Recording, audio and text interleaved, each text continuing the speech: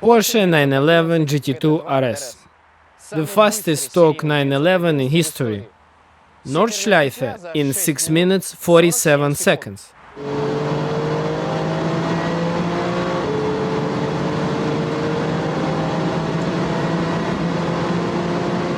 Describing it in 2 words, this is a wild car. There is no surprise that its predecessors got the name Widowmaker. It might be more civilized and safer than previous generations.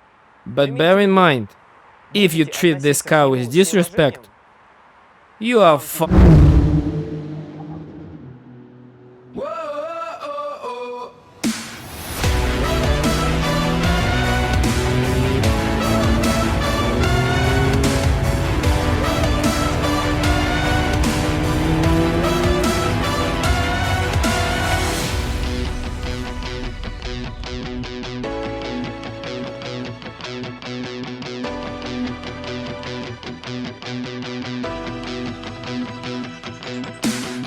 Ignorant people will say that GT2 RS is the same turbo, but more powerful and no front-wheel drive. Well, they are wrong. There are a lot of improvements.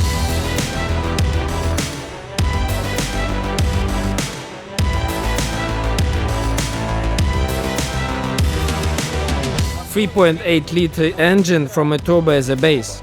GT2 RS has 700 horsepower, and it's not just ECU tuning. Absolutely different turbines with variable geometry here. One of the principal goals was to make this car as light as possible. GT2 RS is 130 kilograms lighter than 911 Turbo. It was achieved thanks to multiple changes. New intake, titanium exhaust, minus 11 kilograms, carbon hood and a trunk, magnesium roof, thin glass, no sound insulation. Rear mirrors are also carbon. The interior got rid of rubbish like door handles. Even Porsche sign is a sticker. Moreover, this car has optional Weissach package. It makes rare GT2 RS even more rare. This package includes racing stickers and huge Porsche inscription on the spoiler, plus billion horsepower, titanium cradle instead of a steel one, minus 11 kilograms, magnesium wheels, minus 12 kilograms, carbon anti-roll bars and link rods on both axles, as in the hypercar Porsche 918. And attention, lighter floor carpets. Weissach decreases GT2 RS weight by 30 kilograms. Apart from that, dynamic engine mounting, rear wheel steering, new differential, and millions of systems created by Porsche highbrow engineers. There is a distilled water tank in the front. It cools the intercooler by sprinkling, cooling the engine thanks to the racing details from a racing 911 Cup. The brake cooling slots also come from it. Huge spoiler in the back. Front lip looks like the car is going to race 24-hour race in Nürburgring. It can hold up to 200 kilograms. All this creates up to 400 kilograms of downforce. How it feels in the city or on the racetrack? Mind-bending.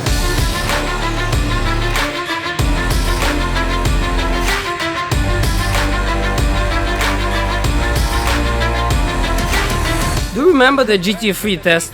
I said that this car felt like a race car. Same thing here, just multiplied by 2. Handling depends on how you allocate the car's weight. It's very apparent here, even for Porsche, even when you compare it to GT3. What's surprising is that it happens so easy, very predictable. You got tons of information, suspension feels very good. And it's because of new suspension from GT3 RS. No rubbers, ball joints instead. As the saying goes, no rubber makes it so much better. Behind the wheel. GT2 RS is bone rattling, very rigid, but handles admirably. You need to be very careful with this car. If you go over the top with anything, it can become tragical.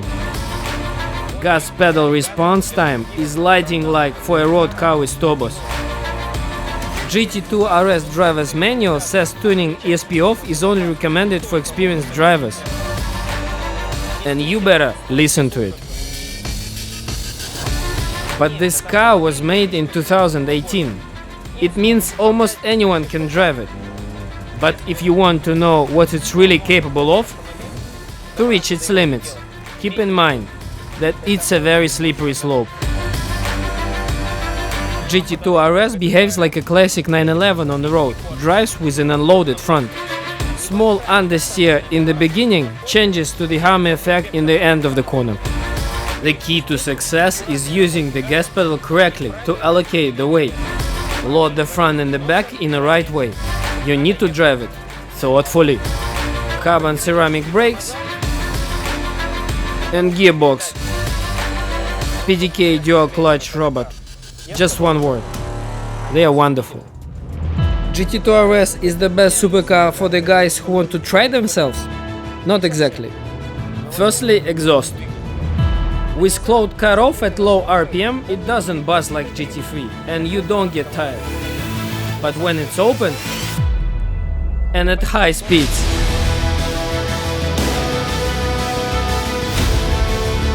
it becomes like a World War II jet fighter.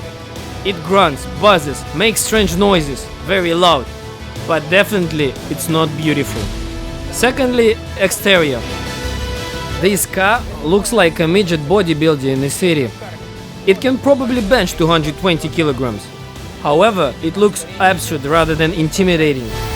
Yeah, it's such a racing car, draws so much attention, so powerful. But GT2 RS looks too provocative on the streets of Moscow, surrounded with usual cars. Even grotesquely, I might say, not an elegant Ferrari or futuristic McLaren. But who cares? Who cares that it's stiff? Because there is one more killer feature that I haven't mentioned yet. I'm talking about straight line acceleration.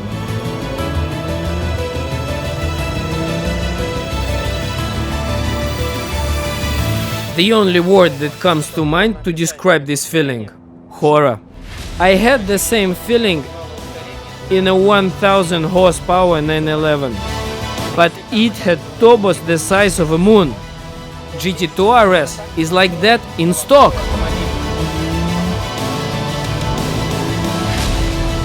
Turbos reach peak of 1.6 bar just at 6.5k RPM of the fifth gear, when the speed is around 250 kilometers. Gas pedal to the floor after 100 kilometers per hour, speedometer increases by 10-12 figures each time. Convenient discipline for GT2 RS is not 0 to 100, not 100 to 200, but 200 to 300. The faster you go, the faster it accelerates. You hit gas pedal at the second and think, whoa, not bad. Then comes the third and you're like, whoa, whoa, whoa. Then the fourth and you're in a real horror. Next.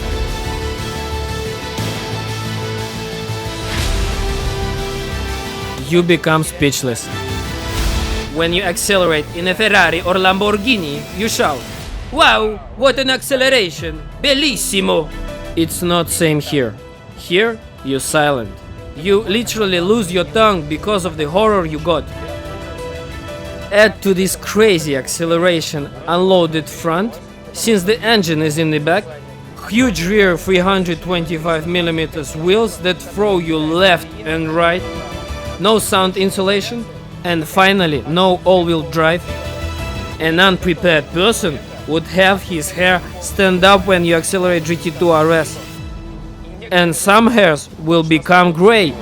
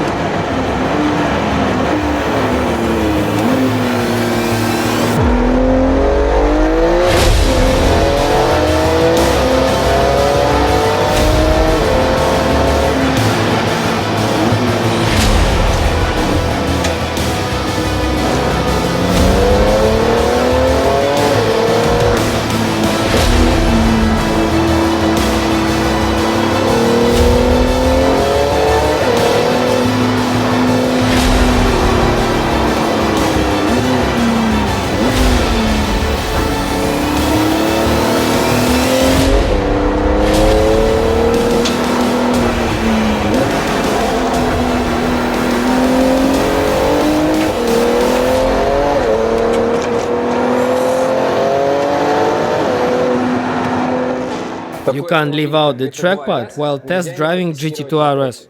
And we've given it to a professional racer, one of the most distinguished racers in Russian Federation.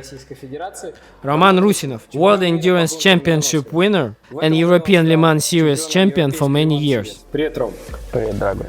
Слушай, я полобзора рассказывал, сколько технологических решений инженеры Porsche впихнули в GT2 RS, чтобы она ехала быстро, держала дорогу, чтобы была отзывчивость педали, как у атмосферного мотора.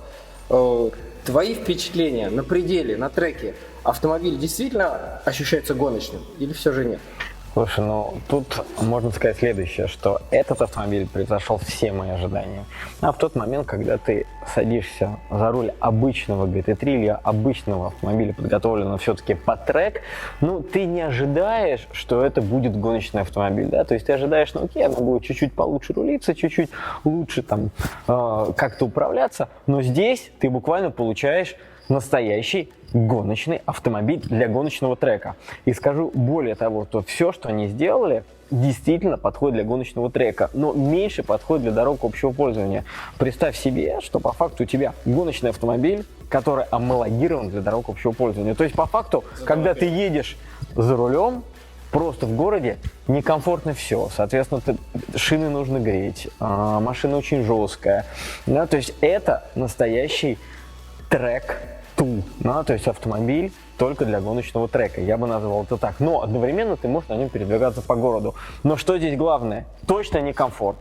Здесь главное именно твой перформанс на гоночном треке, а это просто время круга. И, соответственно, на Нюрбургринге он показал себя превосходно. А как вообще он на пределе? Он действительно все тот же Widowmaker или его сделали более цивилизованным? Он не цивилизованный, он ездит боком, он непредсказуем, он реально заставляет тебя попотеть. Да? То есть, если ты берешь какой-нибудь другой суперкар, приблизительно этой же категории. Почему приблизительно? Потому что его нельзя сравнивать вообще ни с чем. Ребят, это гоночный автомобиль для гоночного трека с номерами для дорог общего пользования. Вот что это. Понятно. Круто. Спасибо, Роман.